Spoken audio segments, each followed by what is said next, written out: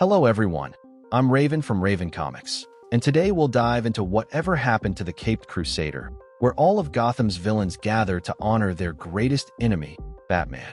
We begin in Gotham City. Someone asks where they are. Another person replies, "Here, in Gotham. This feels like a dream. This is Gotham, but it's strange." He knows this city as well as he knows himself, especially this alley, but something isn't right. Well, to understand what's happening, he just has to watch. In the alley, a car passes by, surrounded by many cats. The car reaches its destination. The driver is none other than Selina Kyle, arriving at a bar. A man at the entrance offers to watch her car for the low price of 50 cents. He'll make sure nothing happens to it, or that the paint doesn't get scratched. You know, things like that. For Selina Kyle, it's a generous offer, but she already has it covered. She enters the bar. The bartender tells her the guests are already arriving and that she must go to the back. She can't miss what's about to happen. Selina asks Joe Chill if he'll join them. Joe says someone has to stay outside to direct people where to go. A while ago, Selina thought she had heard Joe Chill was dead. He tells her he was here at the beginning of everything, and obviously he wouldn't miss the end. The man we saw at the beginning, who questioned whether this was Gotham, still feels something is wrong. That man was Joe Chill, and he was right.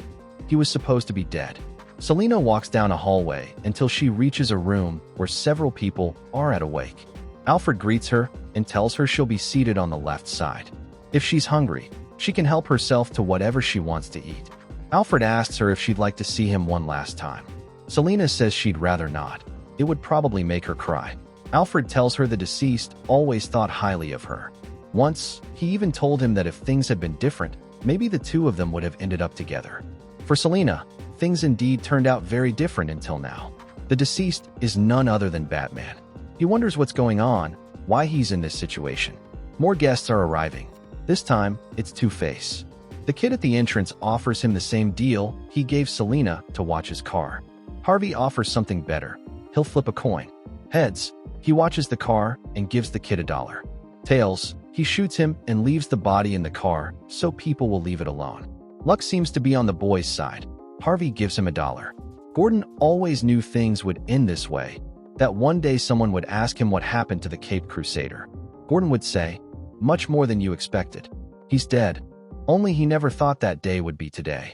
Alfred greets him. They've placed his seat up front, on the right side of the aisle.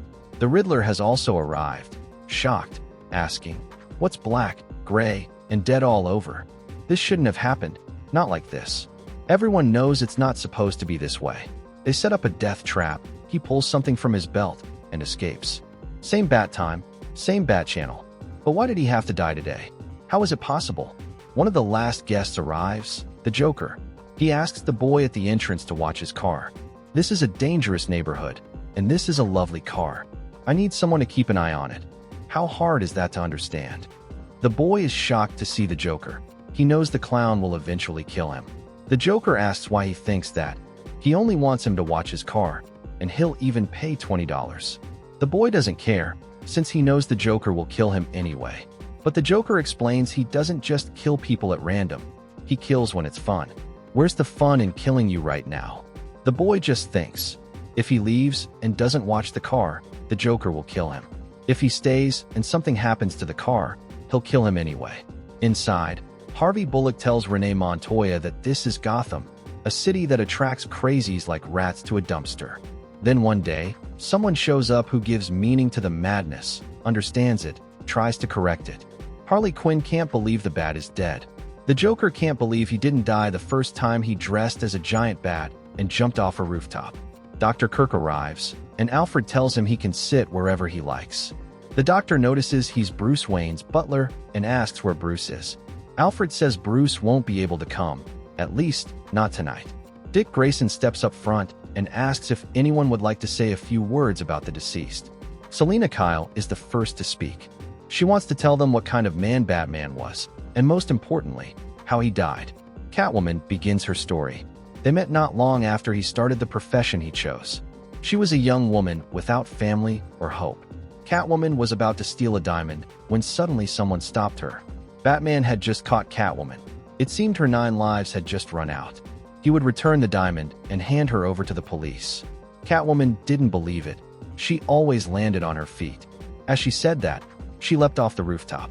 Batman jumped after her and caught her in midair.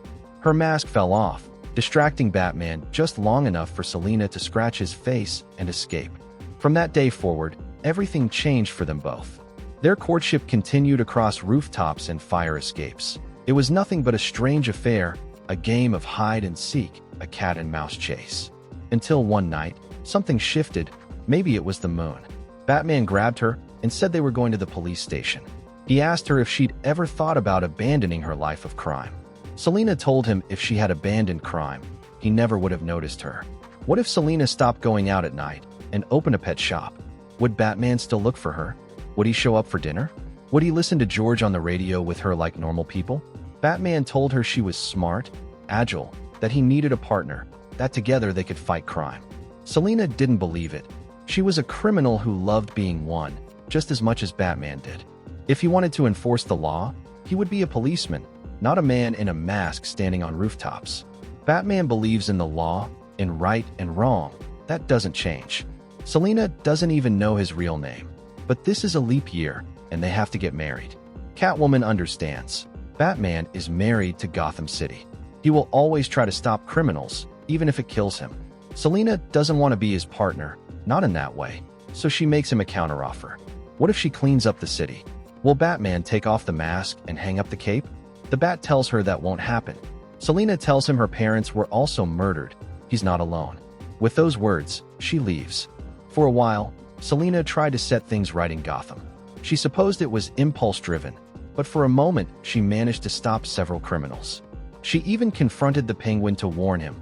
Cats eat birds. He must leave the city and never return. That went on for some time until Batman put a stop to her. She couldn't keep administering her own version of justice. Selina asked him if he thought he could do it any better. She was doing a cleaner job in the city than Batman ever had. But perhaps caring about him didn't matter.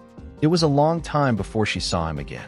She stopped fighting crime, stopped being a criminal herself. She opened that pet shop she had always talked about, breeding Persian cats and selling them to the high society witches, finding homes for strays. Meanwhile, Batman kept waging war on crime his own way. She expected one day to read about his downfall, but it seemed he too had 9 lives. A boy joined him, and Selina thought that meant her story with him was over. One evening, after finishing her day at the pet shop, Selina was outside when suddenly Batman arrived asking for help. He had gotten careless. A boy in an alley had shot him. Batman collapsed. Later we see him inside the shop, tied up. Selina tells him he's lost too much blood. Batman doesn't understand why she tied him up. He came there because it was close and he trusted her. Selina tells him he came because he loves her, and she will let him die because she loves him. Batman begs her to take him to a hospital before it's too late. For Selina, it had always been too late. Batman died. She thought she was putting an end to everything, but she didn't. He came here, and that was all. For Bruce Wayne, this story felt somewhat familiar, but that was the death of Robin Hood, not his own.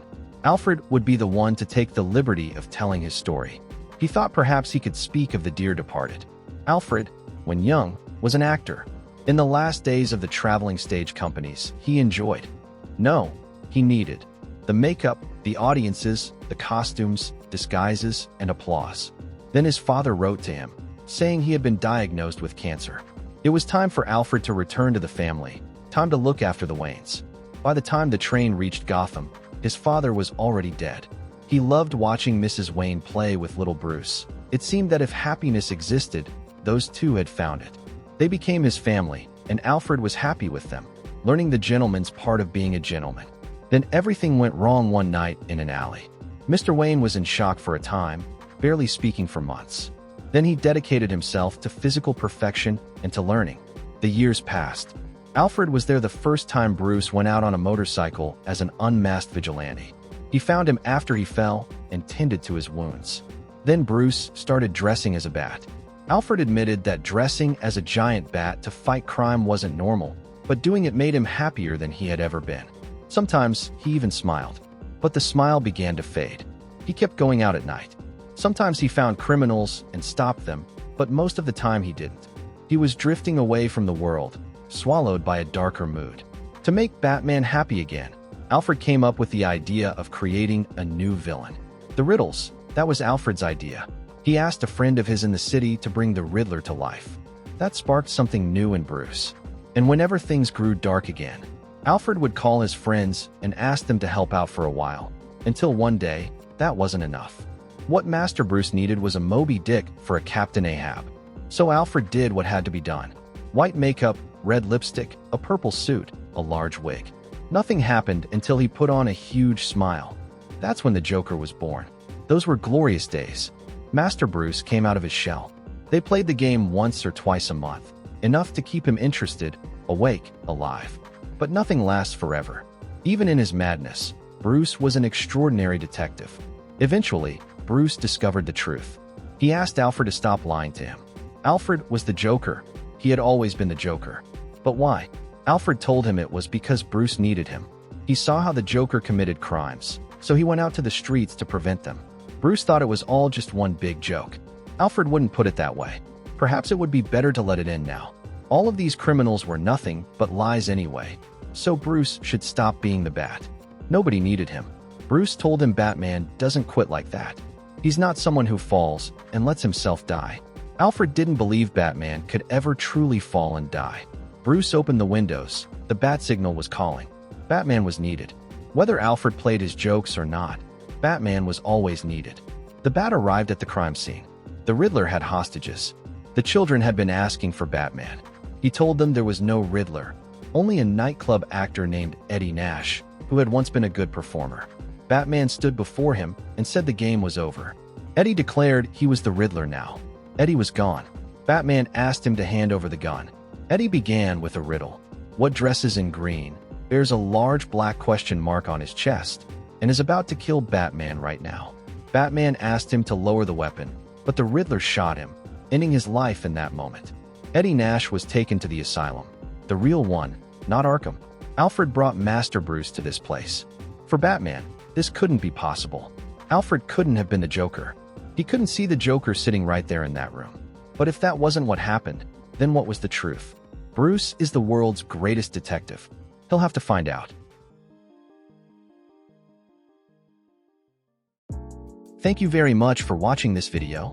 Don't forget to comment, like, and subscribe for more content like this. I'm TJ Prime, and see you in the next video.